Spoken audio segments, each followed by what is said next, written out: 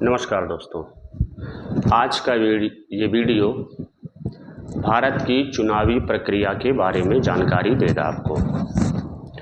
सबसे पहले तो यह जान लेना ज़रूरी है कि भारत के संविधान के भाग 15 अनुच्छेद 324 से 329 में चुनाव आयोग के बारे में व्यवस्था की गई है।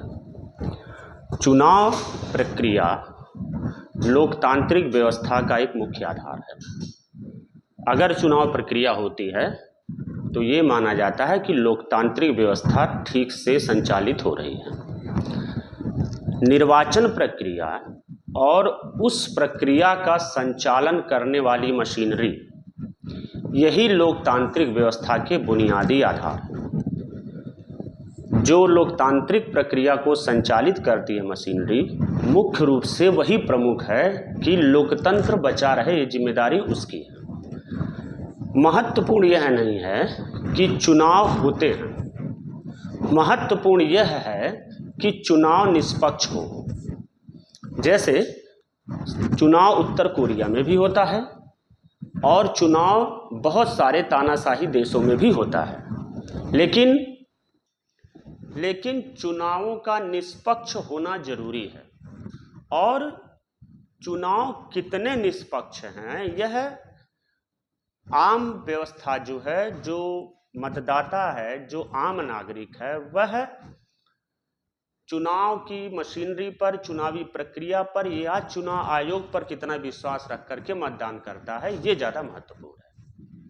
अनुच्छेद 324 ये कहता है कि निर्वाचनों का निरीक्षण, निर्देशन और नियंत्रण करने के लिए एक मुख्य चुनाव आयुक्त और राष्ट्रपति जितना जरूरी समझे उतने चुनाव आयुक्त हो सकते हैं चुनाव आयोग को संचालित करने के लिए। वर्तमान समय में यह जो चुनाव आयोग है भारत का, वह 3 सदस्यीय चुनाव आयोग है, जिसमें एक मुख्य चुनाव आयुक्त हैं और 2 अन्य चुनाव आयुक्त हैं। इन चुनाव आयुक्तों की नियुक्ति संसद द्वारा ऐसी विधि के अंतर्गत की जाएगी जैसी विधि संसद निर्मित करे, और राष्ट्रपति द्वारा इन चुनाव आयुक्तों की नियुक्ति की जाती है। चुनाव आयुक्तों की नियुक्ति की जो प्रक्रिया है वो संसद द्वारा विहित प्रक्रिया के हिसाब से ही बनती है।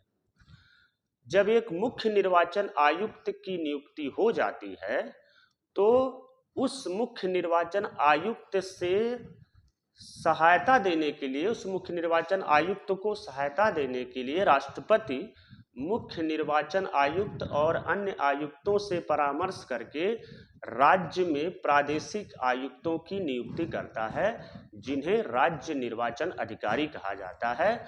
और उनकी सेवा शर्तें ऐसी होती हैं जैसे राष्ट्रपति समय समय पर मनोनीत, राष्ट्रपति समय समय पर नियम निर्धारित करे। मुख्य चुनाव आयुक्त का जो कार्यकाल होता है वो 6 वर्ष अथवा 65 वर्ष की आयु में जो भी पहले हो वो, और अन्य निर्वाचन आयुक्तों का कार्यकाल 6 वर्ष और 62 वर्ष की आयु में जो पहले हो वही होगा। अक्टूबर 1993 में मुख्य चुनाव आयुक्त और अन्य चुनाव आयुक्त को सर्वोच्च न्यायालय के न्यायाधीश के समान वेतन और भत्ता दिया जा रहा है। और इनकी जो नियुक्ति होती है, इनकी नियुक्ति के बाद इनके पूरे कार्यकाल में इनके वेतन भत्ते में किसी भी प्रकार का अलाभकारी परिवर्तन नहीं किया जाता है। लाभकारी परिवर्तन इनमें हो सकता है। और मुख्य निर्वाचन आयुक्त तथा अन्य चुनाव आयुक्तों को उसी विहित प्रक्रिया द्वारा हटाया जा सकता है जिस विहित प्रक्रिया द्वारा सर्वोच्च न्यायालय के न्यायाधीश को हटाया जा सकता। कहने का तात्पर्य है कि सर्वोच्च न्यायालय के न्यायाधीश को हटाने के लिए, उसके पद से हटाने के लिए साबित कदाचार या असमर्थता का कारण बना करके राष्ट्रपति के आदेश पर ही हटाया जा सकता है।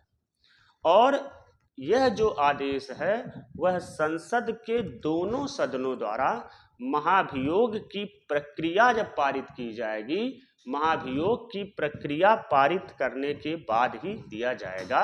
मतलब निर्वाचन आयुक्तों को अगर उनके पद से हटाना है तो संसद में महाभियोग की प्रक्रिया पूरी की जाएगी, और वह प्रक्रिया ऐसी होगी जिसमें बहुमत हो। पहली बात तो जब संसद की बैठक चल रही हो बहुमत हो, और उसके जितने भी उपस्थित और मतदान करने वाले सांसद हैं उनके 2/3 बहुमत से ये प्रस्ताव पारित होगा, तभी निर्वाचन आयुक्तों को हटाया जा सकेगा, अन्यथा नहीं हटाया जा सकेगा।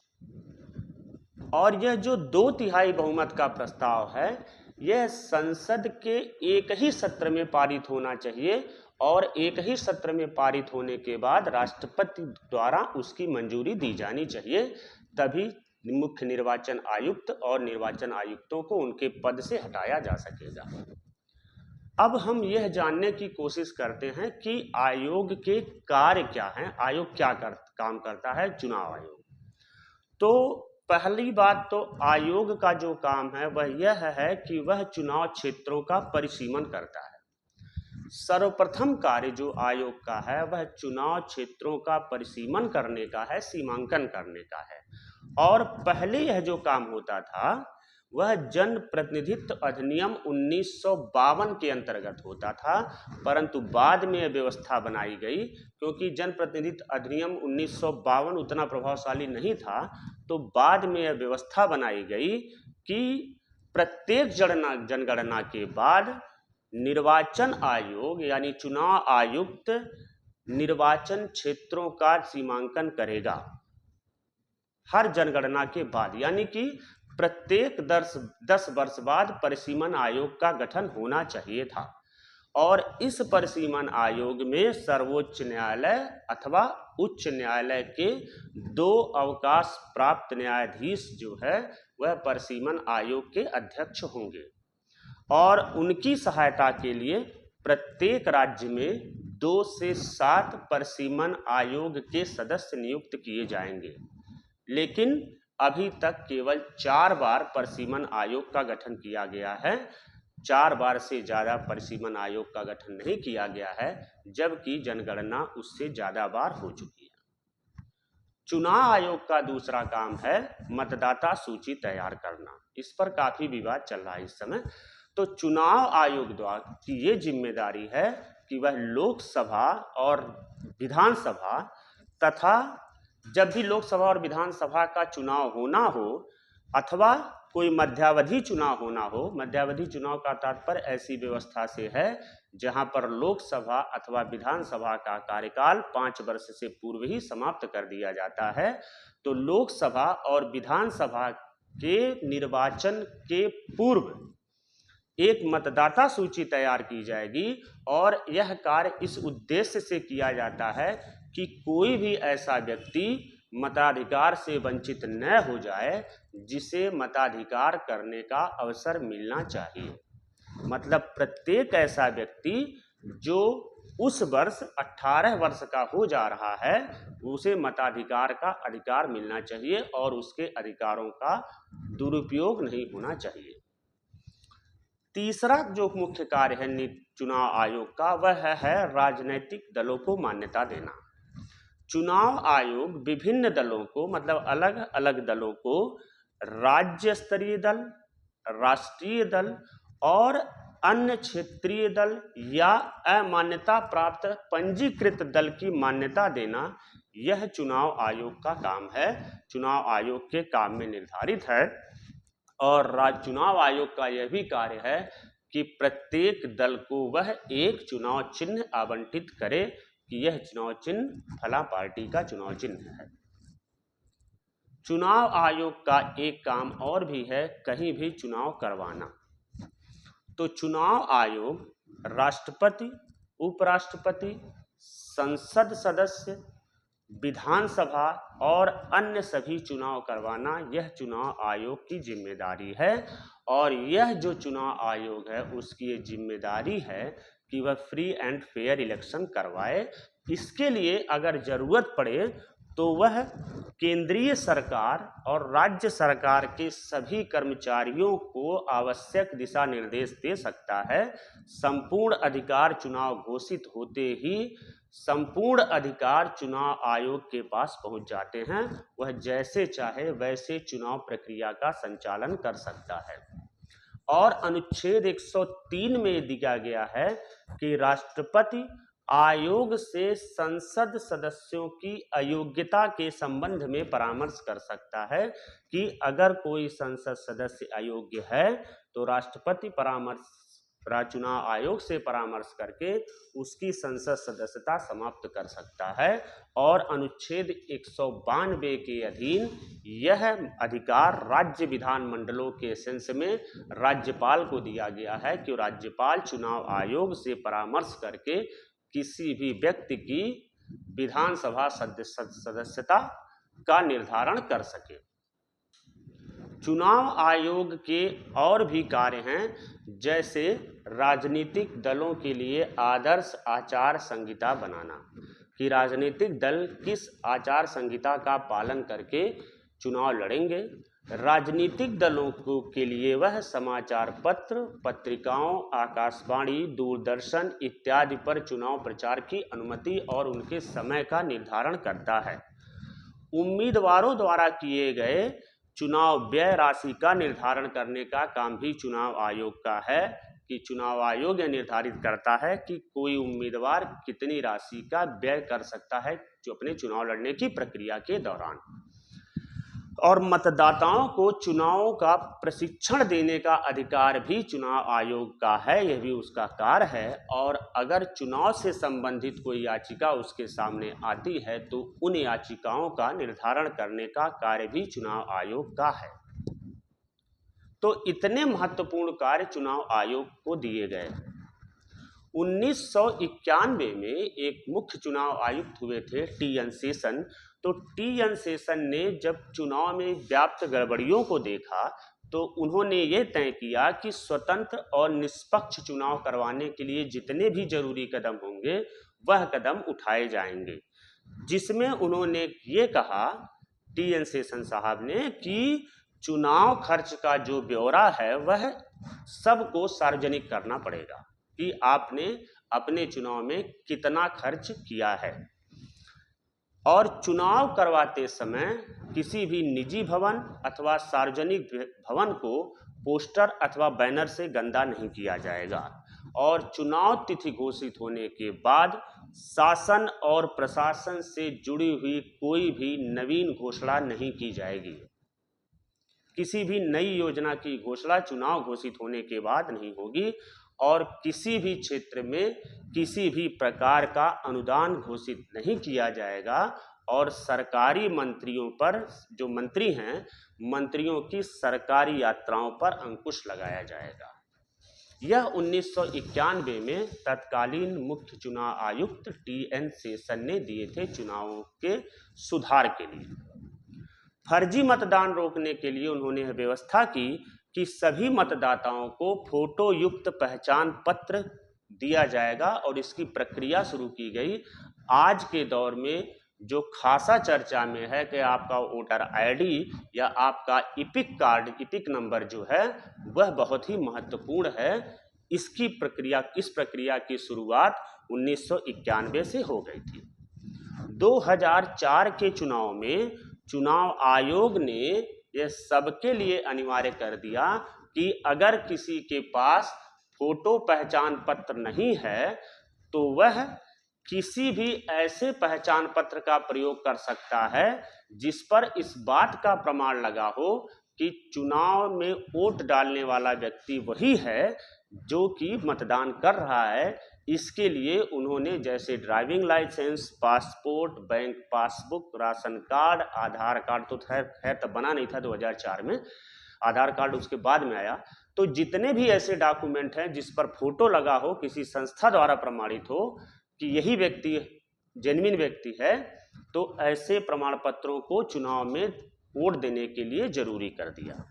और यह भी कहा गया कि सभी उम्मीदवारों को नामांकन पत्र के साथ एक शपथ पत्र देना होगा जिसमें वह अपनी शिक्षा, अपनी संपत्ति, अपनी लेनदारी, अपनी देनदारी, अपना आपराधिक रिकॉर्ड, अपने पास जितने धन संपदा है उन सब का विवरण वो देगा एफिडेविट में और इसे सार्वजनिक किया जाएगा।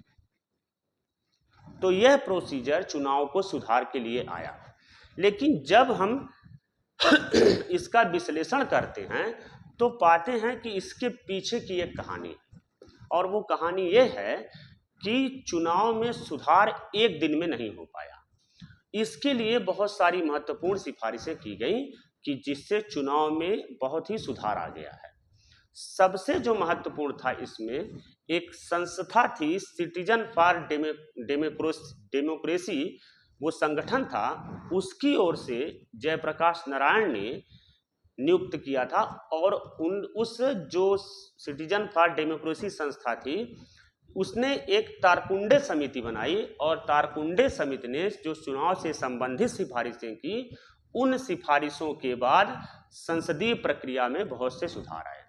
और यह सुझाव जो आए तारकुंडे समिति के, वो आए 1975 में, और इसमें 8 दल मिल करके एक संस्मरण पत्र प्रस्तुत किए थे। 1983-84 में जो तत्कालीन मुख्य चुनाव आयुक्त थे आर के त्रिवेदी ने जो भारत की चुनाव व्यवस्था है उसमें 2 मूल कमियां बताई। पहला तो चुनाव के खर्च में धन की निरंतर वृद्धि हो रही है, और दूसरा फर्जी मतदान और चुनाव में बाहुबल की शक्ति का प्रयोग ज्यादा किया जा रहा है, जिससे मतदाता केंद्रों पर बाहुबली कब्जा कर ले रहा है। मतलब राजनीति का अपराधीकरण होता चला जा रहा है। उसके बाद एक दिनेश गोस्वामी समिति आई जिसने मई 1990 में कुछ सुझाव दिए चुनाव में सुधारों से संबंधित। उसने ये कहा कि मतदान केंद्रों पर अगर कब्जा किया जाता है तो उस मतदान केंद्र का पुनर्मतदान करवाया जाना चाहिए। अगर आरक्षित सीटें जो है उनके लिए एक चक्रानुक्रम पद्धति अपनाई जाए, रोटेशन वाला सिस्टम अपनाया जाए, जिससे प्रत्येक सीटों का बारी बारी आरक्षण हो सके, जैसे पंचायती चुनाव में चक्रानुक्रम प्रणाली इस समय चलन में है।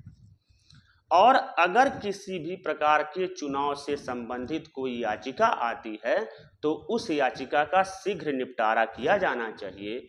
1990 में सिफारिश दी गई कि चुनावों के लिए ईवीएम का प्रयोग किया जाना चाहिए, इलेक्ट्रॉनिक वोटिंग मशीन का। आजकल लोग चर्चा कर रहे हैं इलेक्ट्रॉनिक वोटिंग मशीन हटाओ देश बचाओ टाइप का। तो ये जो है 1990 में ये सुझाव दिया गया कि ईवीएम का प्रयोग किया जाना चाहिए, और अगर किसी कारण से कोई सीट रिक्त हो जाती है तो उस रिक्त सीट को भरने के लिए 6 मास का समय दिया जाना चाहिए।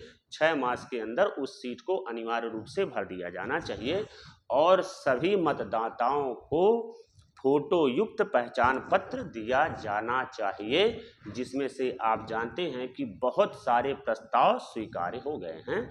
और आज के दौर में जब हम 2025 में ये वीडियो बना रहे हैं तब तक काफी सुधार चुनाव में हो चुका है।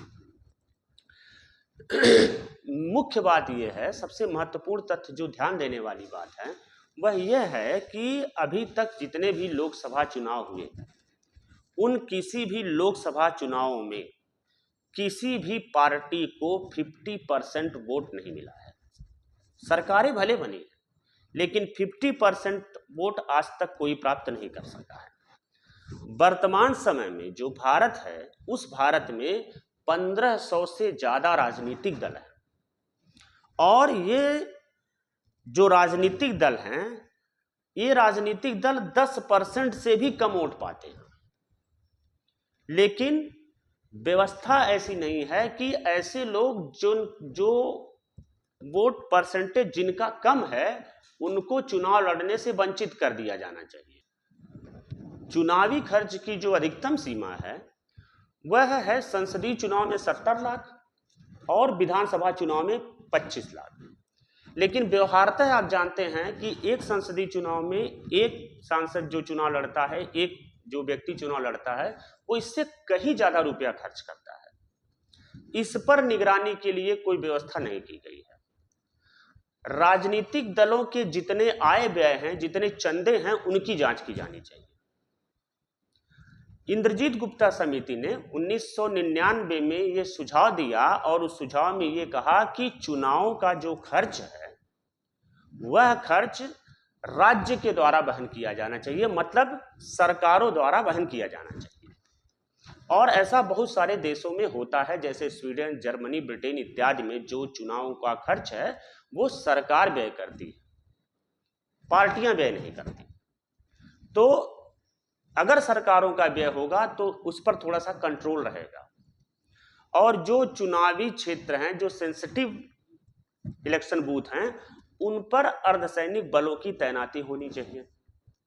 फर्जी मतदान रोका जाना चाहिए। फर्जी मतदान बहुत बड़ी संख्या में होते हैं, फर्जी मतदान रोका जाना चाहिए।